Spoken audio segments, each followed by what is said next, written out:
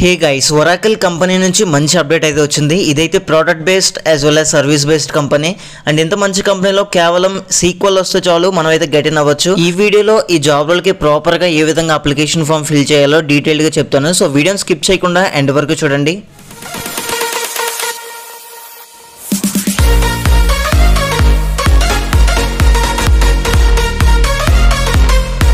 Guys, ఇదైతే Bengaluru location. So ఎవరైతే select అవుతారో వాళ్ళైతే ఇమీడియట్ గా బెంగళూరుకి అయితే రీలొకేట్ అవ్వాలి. అండ్ జాబ్ కేటగిరీ చూసుకుంటే ప్రొడక్ట్ డెవలప్మెంట్ లో మీరైతే వర్క్ చేయడం జరుగుతుంది. జస్ట్ 2 days బ్యాక్ వచ్చింది అప్డేట్. సో ప్రతి ఒక్కరు కూడా అప్లై చేయడానికి అయితే ట్రై చేయండి.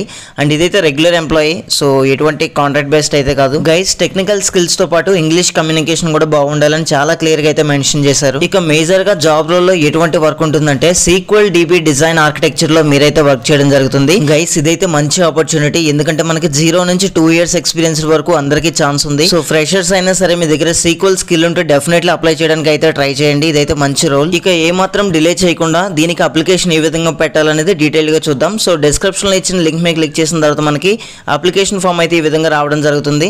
ఇక్కడ మీ రెజ్యూమే అప్లోడ్ చేయండి. తర్వాత మీ ఫస్ట్ నేమ్, లాస్ట్ నేమ్, అదే విధంగా టైటిల్ అయితే ఎంటర్ చేయాలి. తర్వాత working mobile number and email address, so ఎటువంటి మిస్టేక్స్ అయితే లేకుండా ఇవ్వండి. తర్వాత మీ పర్మనెంట్ అడ్రస్ లేదా ప్రజెంట్ అడ్రస్ని అయితే ఇక్కడ మెన్షన్ చేయండి. విత్ పిన్ కోడ్తో సహా ప్రతిదీ కూడా డీటెయిల్గా అయితే ఎంటర్ చేయాలి.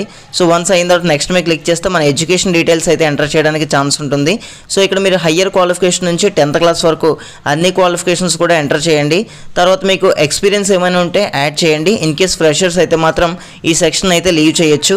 అదేవిధంగా మీరు ఏమైనా సర్టిఫికేషన్ చేస్తుంటే యాడ్ చేయండి, లేకపోతే లేదు. సో మీ స్కిల్స్ అన్ని మ్యాండేటరీగా ఎంటర్ చేయండి. అదేవిధంగా మై సీక్వెల్ రెండు కూడా అక్కడ మ్యాండేటరీగా ఉండేలాగా ప్లాన్ చేయండి.